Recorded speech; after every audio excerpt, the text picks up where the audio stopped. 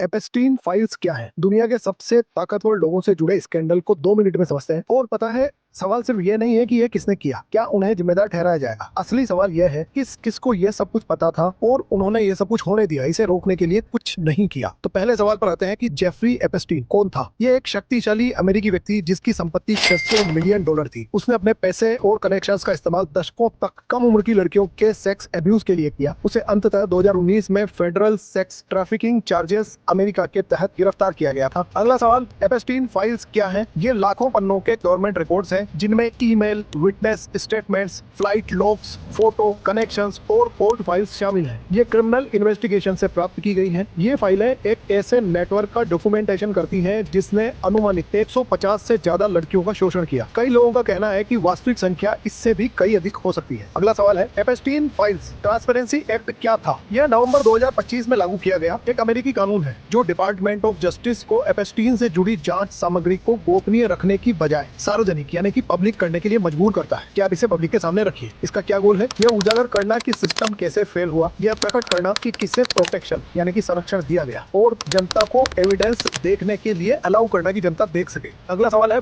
Files में किन प्रमुख हस्तियों के नाम आए हैं?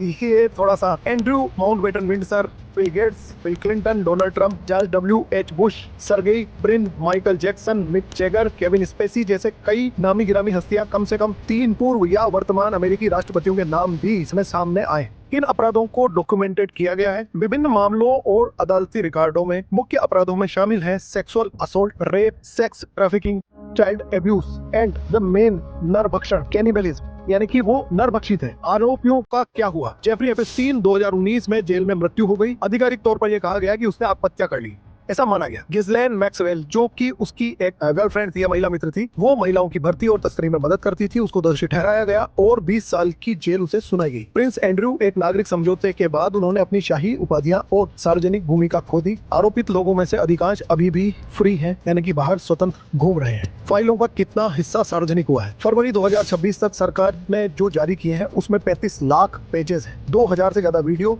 1,80,000 से ज्यादा तस्वीरें, कुल 60 लाख पेज है, यानी कि अभी तक इसका टोटल 60% ही पब्लिक किया गया है। आगे क्या होगा? ये फाइलें दिखाती है कैसे एलिट्स जवाबदेही यानी कि अकाउंटेबिलिटी से बच सकते हैं, कैसे पीड़ितों को नजरअंदाज किया गया, कैसे सत्ता और शक्ति इम्यूनिटी पैदा करती है और उसको यूज किया जाता है। That was the whole case of Epstein file.